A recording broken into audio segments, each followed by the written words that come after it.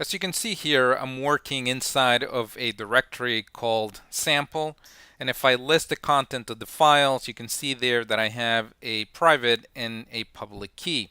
We're going to be using this key pair in order to do an encryption of a file and then a decryption using our private key. After that, we're going to go ahead and do a signature on a file and then do the verification to prove that this signature could only have been done using the private key. But before we get started with all of that, let's go ahead and create a file that we're going to be using in these examples. And so I'm going to simply create a file. Here I'll call it hello.txt. And then once I've created it, I'm going to add some text to it with the nano editor. And I'm simply going to say hello world. And I'm going to go ahead and save this file. And now if we take a look at the contents, we'll see there that we have hello world inside of that text file. Now the first thing that we're going to do, in addition to creating this sample text file, now as you can see it, I have it here in my directory, is that we're going to create a format of a file that will be used by the library we're going to use to make the encryption.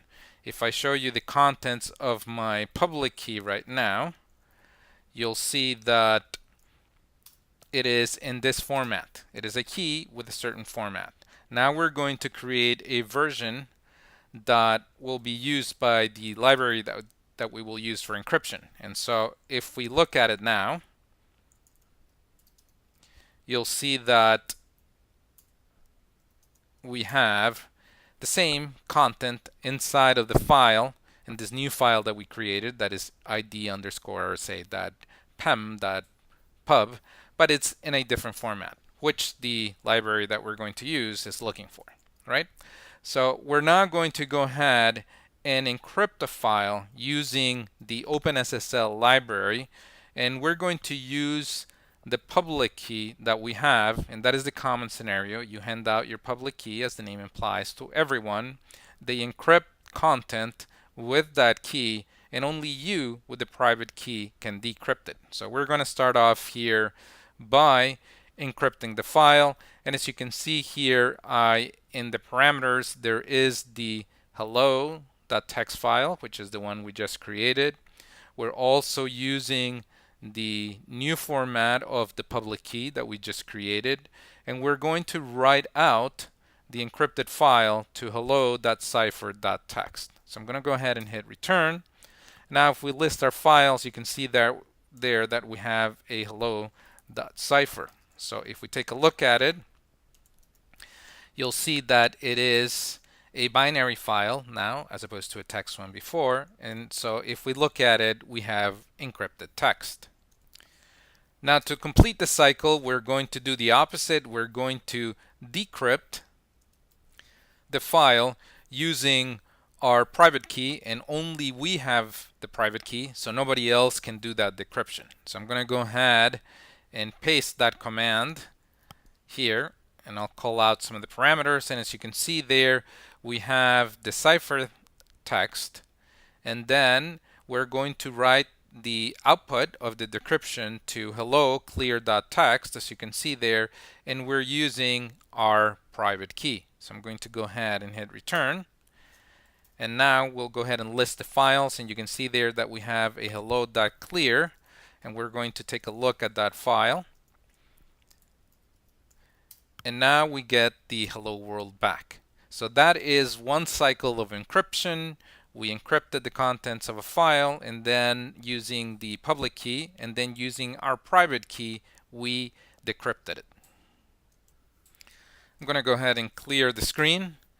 Now there's often the case, or there's often a need to prove that the owner of a private key has signed a certain document. And so what we do is that we take a document and we sign it using our private key, and then using the public key we can verify that the content of that file has in fact been signed by the owner of the private key. So I'm going to go ahead and do that next.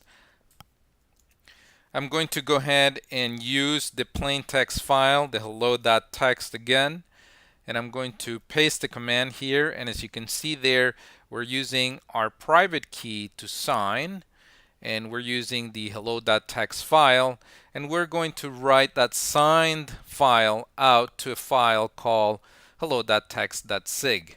So I'm going to go ahead and hit return.